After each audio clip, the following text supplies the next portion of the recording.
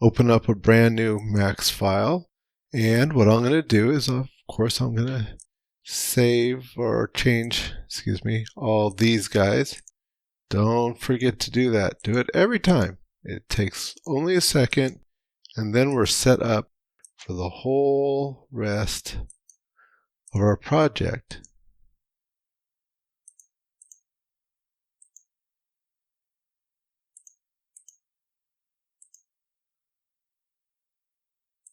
And finally, what I'm going to do before I get started with anything is I'm going to save it. So I'm going to go to File, and I'm going to go Save As. And it should put you into your scene folder in your student drive, but if not, navigate there for sure. And let me see, what will I save it as? Well, I'm going to save it as my last name, my first name, Project 5, your period, and sound demo. That's what we're doing, is our sound demo. And I'll push save. So how do we bring sound into Max? Well, first off, let's do this before we do anything else. We're going to make this clip, it was about 30 seconds worth of audio, but I think I want it to only play for, let's say, 20 seconds. So I'm going to go here to my time configuration, right down here, and I'm going to set my timeline. So what I'll do is 30 times 20 is usually 600, and so I'm going to set it at 600 frames and say OK. And so that's expanded my timeline and made it much longer, and so everything we do after that is going to just work out right. Okay, the next thing is that we're going to open what they call a graph editor. And so the graph editors are up here. Before I do that, there's this ribbon that we've had in our UI this whole time, and we're not using it. It's a very handy thing, and if we were building stuff more, we'd use it a lot. But we're not. So there's an easy way to toggle this off and give us just a little bit more real estate. So if you go here to the toggle ribbon button, we can toggle that, and you see we got just a little bit more screen area, and that's really important because we're going to be using up a whole lot more screen area here in just a few minutes. So once again, that toggle on, toggle off. Okay, we're going to open up what's called a graph editor. So go to the graph editors drop-down menu here. And they've got two types, the curve editor and the dope sheet. You're going to want to open the dope sheet. And it's going to get what they call a track view. And it's just sort of a really detailed version of this timeline down here. Okay, so what we want to do to add sound is we want to go to sound right here and double click it. So it's going to open up the Pro Sound dialog box, and we're going to go to Add. Okay, so it should take you directly to your sounds in the Scene Assets folder of your Scenes folder in your 3ds Max in your H drive. If not, you can go navigate to wherever you put your sound, your music, whatever. And so there's my beats too that I had saved just a few minutes ago. Double click that, and it has added it to it. That's pretty much all I need to do. Lots of controls for doing lots of different things. Maybe this one, permit backwards scrubbing. That's kind of a good one to have, because then you can go back and forth on your timeline as you're trying to go through. You'll see what I'm talking about here in just a second. So I'm going to just close that. Okay, and so now you can see that this has changed a little bit. It's just added these tracks up here. And so if I want to see these tracks, what I can do is I can go here where it says sound, and there's a little plus. I can open that up, and there we see Beats 2 Wave.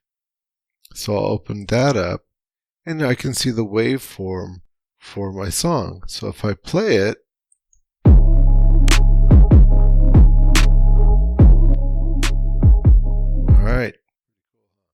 So that's playing along with my timeline. It's coordinated. We can move that around. We can do all kinds of things with it. We're just going to leave it alone for right now. The other thing is that remember how I made that ribbon go away to give us just that skosh more of real estate? What I find best is to go ahead and on this track view, if you'll right click up here, it'll say dock. And if you go dock top, then it puts it right up here. And so that gives us an area to work in. And you see these have become a little bit smaller. Let's stretch that out a little bit. But it is still the most compact way of doing it. You guys could take this and put it on the other computer screen. I like having it right up above here because then I can see it and match it with my timeline. You'll see why in just a little bit.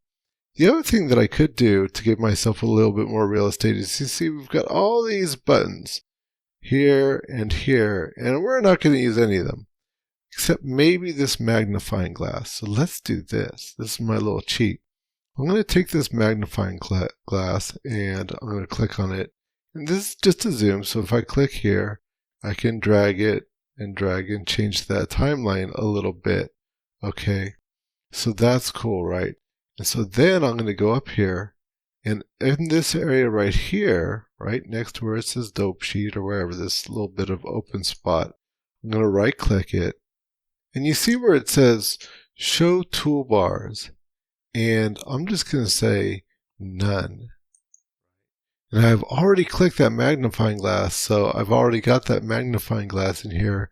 So if I want to do that, I can open or close it that way.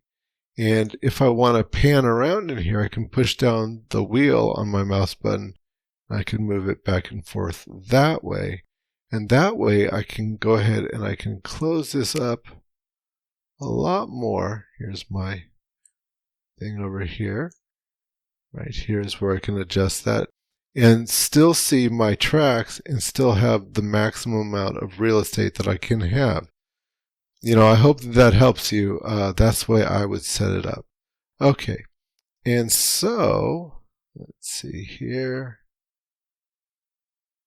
Okay, all good. And then I can get more of the track view over here by pushing down my center wheel once again, and I can go up and down with that.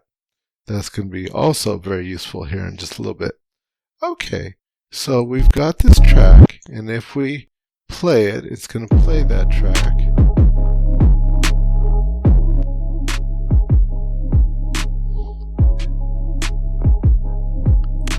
Okay, and now I've made my timeline here only 600. I don't know if you can see it, but it's slightly grayed out over here relative to here, and that's just showing where the track ends. Let's play it to the end and see what happens.